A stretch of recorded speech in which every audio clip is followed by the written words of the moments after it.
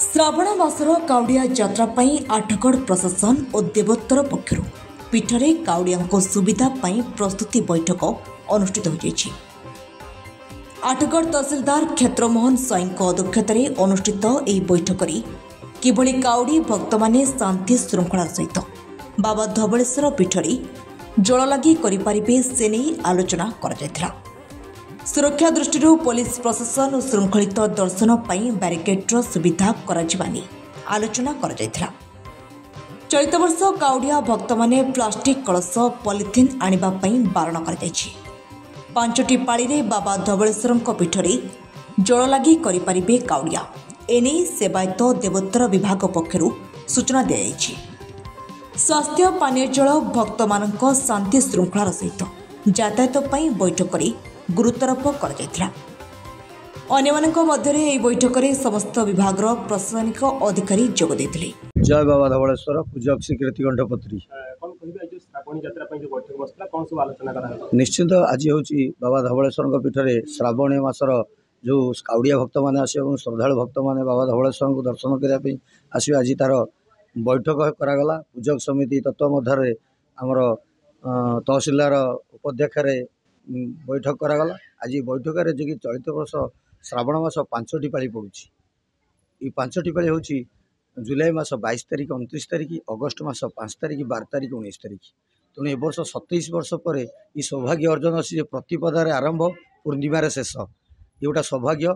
तेणु काउडिया भक्त मैंने वर्ष तमान चाह बसता केमी श्रावण मास आसो और बाबा मस्तक से लंगला पादरे दूर दूरांतर चली आसी कलसी घड़ी धरिकी बाबा मस्तक पानी ढाले से सौभाग्य अर्जन करेंगे। निश्चित सभार प्रत्येक विभाग अधिकारी मैंने आसते जो दायित्व दिगला निर्धार कला दायित्व नहीं एवं पुलिस प्रशासन भक्त मान धाड़ी बांधी दर्शन निमंते दायित्व गला।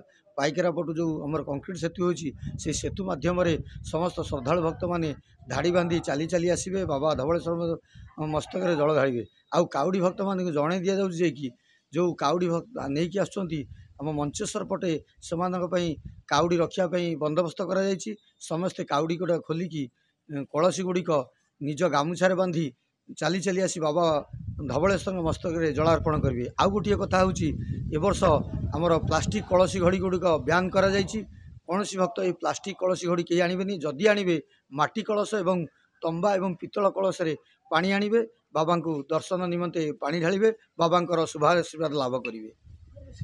क्षेत्रमोहन साई तहसिलदार आठगढ़ धवलेश्वर काउडिया यात्रा किपरि सुचारू रूप संपादित हम से आनुकूल्य आज सभा अनुष्ठित होता। सब लाइन डिपार्टमेंट अंशग्रहण करथिले एवं ए मीटिंग रे धवलेश्वर काउडिया यात्रा बा श्रावणी यात्रा को किमती श्रृंखल रूपे समाहित करा से व्यवस्था आलोचना करागला। परिमल ठार आरंभ करी स्वास्थ्य जल जोगाण विद्युतकरण एवं शांति श्रृंखला सहित ब्यारिकेडिंग विषय आलोचना करा जाई निष्पत्ति नियागला एवं सबू जो माने पूजक प्रशासन ये सब सहमति सहयोग यात्रा को श्रृंखलित करने समस्ते उद्यम करने आज निष्पत्ति नियागला। कटकरू प्रहत कुमार को रिपोर्ट सकाळ खबर।